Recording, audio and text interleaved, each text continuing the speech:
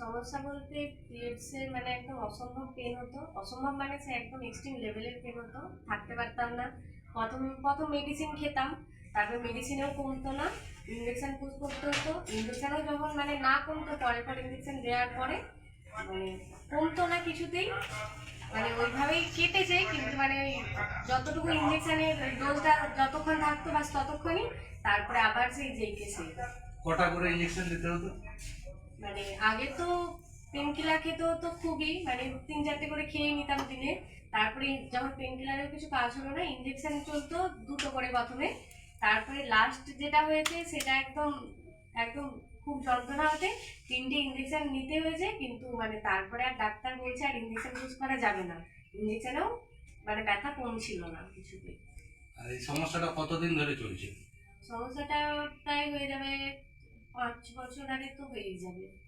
এবার যন্ত্রণা মানে হতো, প্রথমে পেন কিলার খেতাম যেটা বললাম, তারপরে ওই যখন ইঞ্জেকশনে এসে পৌঁছেছে পর্যায়টা, তখন মানে অসম্ভবই মানে খারাপ পরিস্থিতি হয়ে গিয়েছিল। রিপোর্ট কোথায় কোথায় করেছে? রিপোর্ট করেছিলাম প্রথমে প্রথমে প্রথমে যখন পেন হতো তখন আমাদের ঘাটালেই করেছিলাম, ওয়েস্ট বেঙ্গলে। তারপরে আমি মুম্বাইয়ে থাকতাম, সেখানে করেছিলাম। তারপরে মুম্বাই থাকার পর সেখানে সেখানে রিপোর্ট করার পর সেখানে ওই একই জিনিস, পেন কিলার দিয়েছিল। কিন্তু পেন কিলার ওই যখন হতো পেন তখনই খেতাম, কিন্তু ক্ষণিকের জন্য। তারপরে সে আবার জেগে সেই, তারপরে এই রিসেন্ট কলকাতায় করেছিলাম, কলকাতার পর আবার এই ওয়েস্ট বেঙ্গলে করেছি। এখন কি রিলিফ কিছু হয়েছে? হ্যাঁ, রিলিফ হয়েছে। মানে বললাম না যে আগের মান্থে যে যন্ত্রণাটা হয়েছিল মানে একদম এক্সট্রিম লেভেলেরই, এই মাসে ওইটা না না ওটা হয়নি এই মাসে, ওই যন্ত্রণাটা হয়নি, কিন্তু মানে তবু হয়েছিল।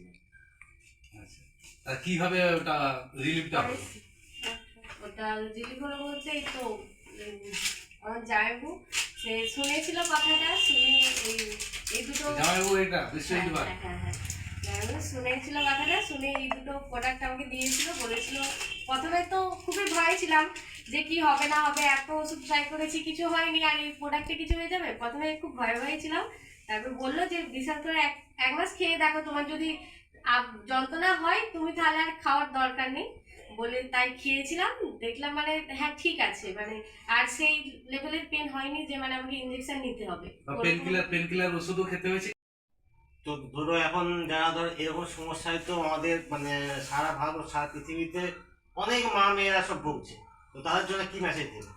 তাদেরকে মেসেজ বলতে একটাই কথা বলবো যে প্রথমে তো আমিও বিশ্বাস করিনি, ঠিক আছে, যে আর এরকম কি করে প্রোডাক্টে এই জিনিসটা ভালো হয়ে যেতে পারে, এত ওষুধ এত ডাক্তার দেখানোর পরে প্রোডাক্টটা একটা ভালো হয়ে যাবে, কখনোই হয়তো হবে না। কিন্তু তাও একবার মানে এত কিছু করেছি যখন, এইটাও রিস্কটা নিয়ে দেখলাম যে দেখি তাহলে কি হয় বলে, সেই জন্য নিয়েছিলাম ওষুধটা, মানে কন্টিনিউয়াসলি খেয়েছি।